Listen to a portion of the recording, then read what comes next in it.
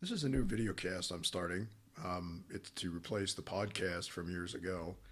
And what we're going to do in this episode, episode one, we're going to take a look at the Zeus Trojan's new iteration, and we're going to start looking at risk management.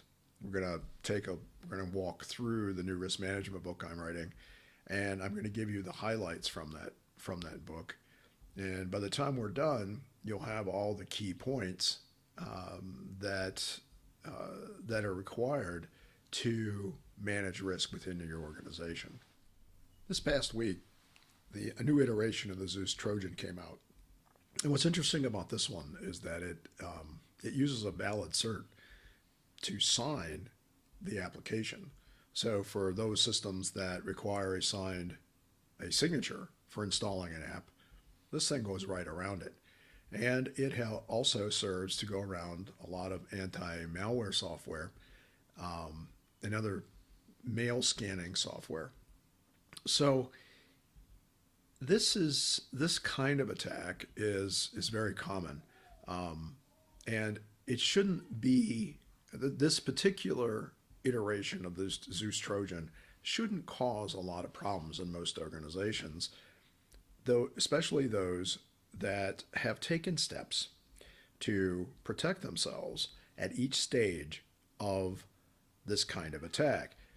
The stages are shown on the screen. So, as you can see, the first thing is recon. The company is investigated by the attacker. This is not much different than recon for a traditional intrusion. However, what this focuses on is the user. It looks at the user's habits. It goes up to social media, looks at different things that the user is interested in, the business, and then creates a lure in stage two that is specific to the interests of that user. So when the lure is sent out in email, or it could be a link on a website, the user is inclined to click on the link. Or if the link is not active, so that it's not picked up by things like Facebook or LinkedIn, the user can copy that link, copy it into their browser address bar, and go to the link of the server that is infested with malware created by the attacker. In the next stage, the attacker scans the system looking for vulnerabilities. Once the vulnerabilities are located, it leverages those vulnerabilities to drop software onto the machine. This can be an installer, or it could be the full malware package. The next thing that happens is that the malware calls home. Calling home is required to either install a full malware package or to get instructions from the attacker on what to do on that infected machine. Data is collected and sent back to the attacker. There are many things we can do at each stage of this attack to help prevent the attacker from gaining his or her objectives. For example, in the scanning section, we can make sure that we have all of our patches applied. In stage one, the first line of defense is training our employees not to click on anything that doesn't come from someplace that they're actually positive that the source is real. And this has to be put into terms that shows what the impact can be on the user as well as the organization. Then we must be able to have our anti-malware in place to make sure that anything installed is scanned appropriately.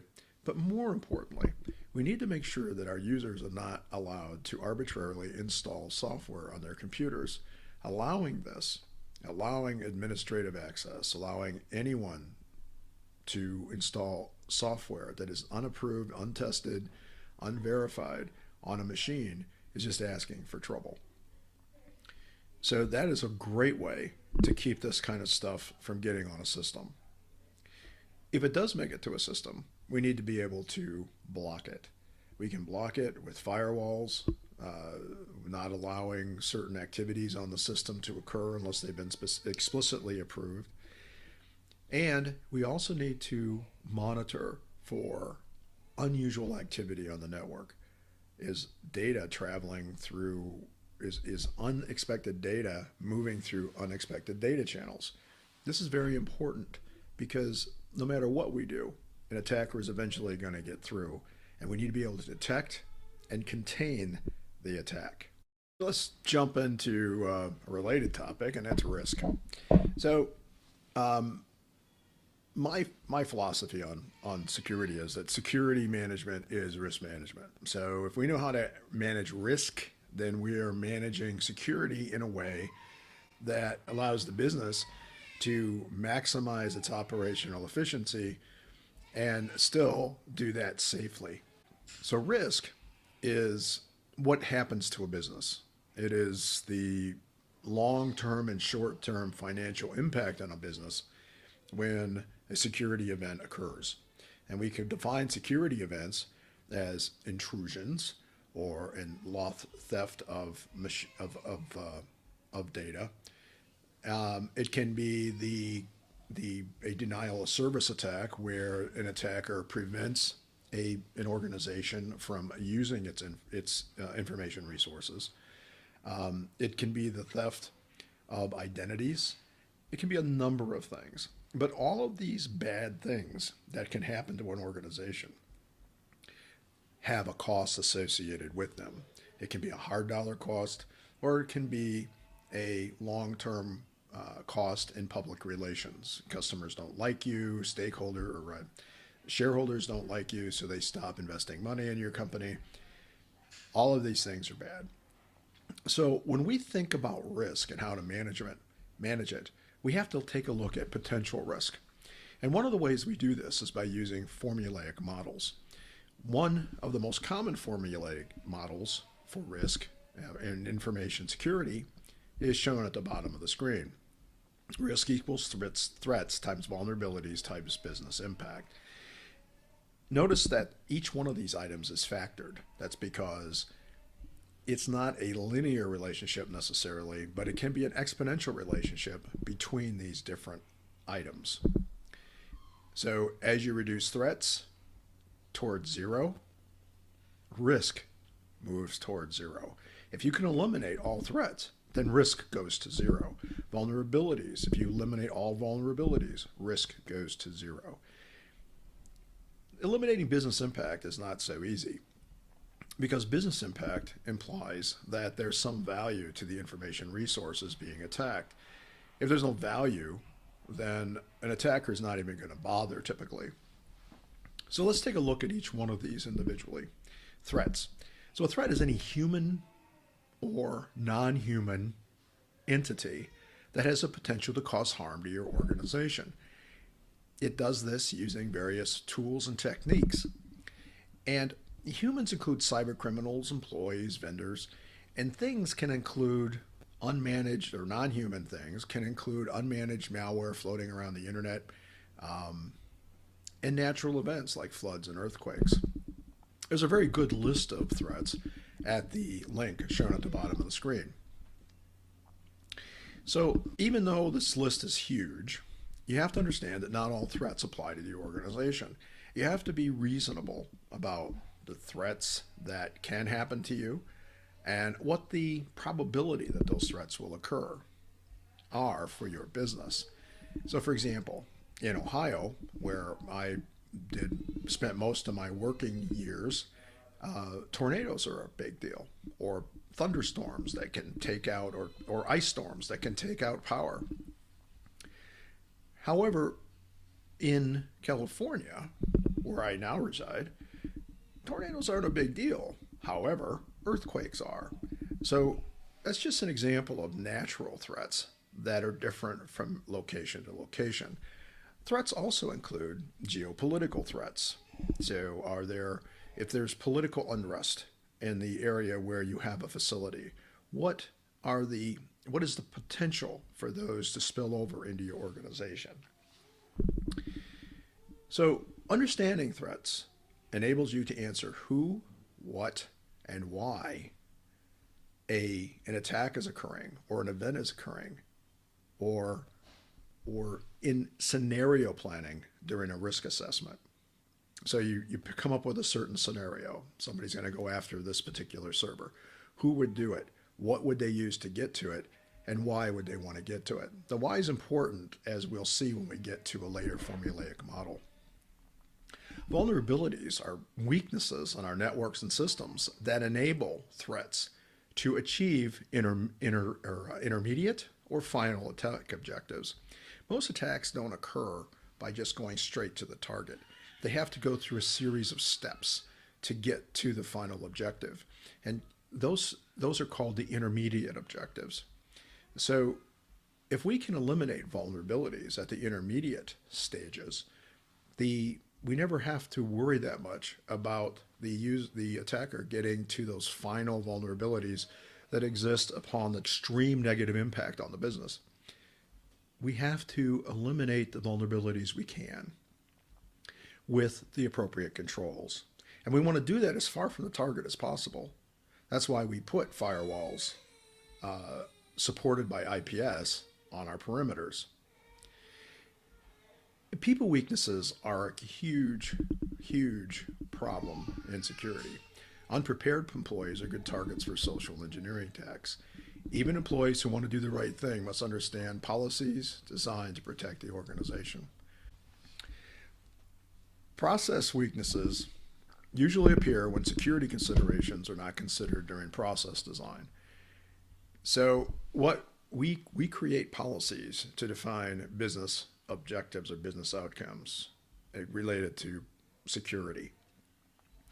Then we create standards and guidelines to support those policies. In other words, we have this outcome that we don't want the confidentiality of our data exposed. The standards and guidelines help to define ways and means of making that happen, and processes provide step-by-step procedures for consistently achieving those outcomes. For example, a business process might include leaving sensitive information in hard copy in inboxes.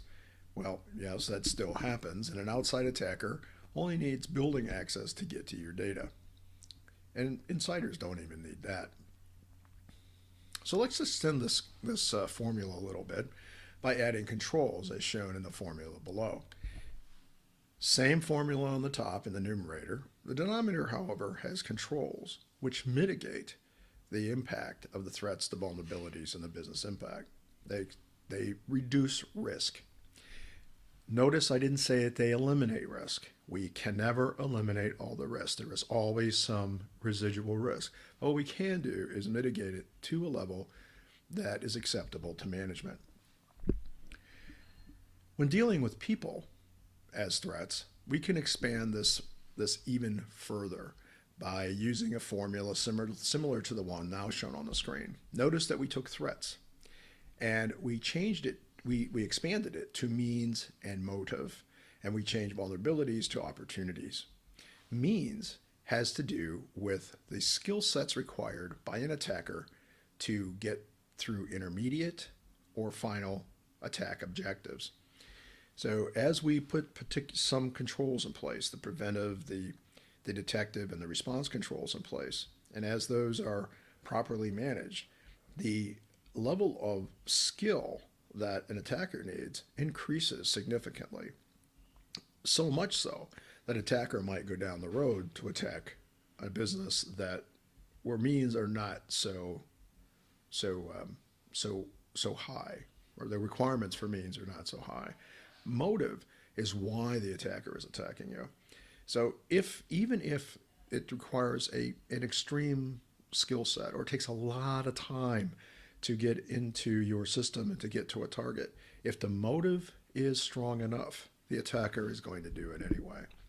So motives can range from making money to making a political or social statement, to just about anything, or even an employee who is upset with management or the company overall. Opportunities are just vulnerabilities again. So that is risk. That's how we look at risk. It's how we present it to management. So over the next several episodes, we're going to dig into how we manage that risk and how we do a risk assessment. We're going to look at a tool that enables us to do risk assessments in a practical way. A lot of times risk assessments aren't done because they can take a lot of time, and they just gets so convoluted that management doesn't want to deal with it. Security analysts don't want to deal with it because we have so many other things to do in the organizations where we work. So the whole purpose of the book that this is based on, and this whole series of episodes, is to help provide a practical approach to applying risk management principles to protecting our information resources. So that's it for this week. These episodes will probably come out on Saturdays or Sundays, preferably Sundays. And I usually make those dates. If I don't, since I do all of the production by myself, hang in there. It won't be out. It'll be out no later than Monday. So that's it for now. And be careful what you click.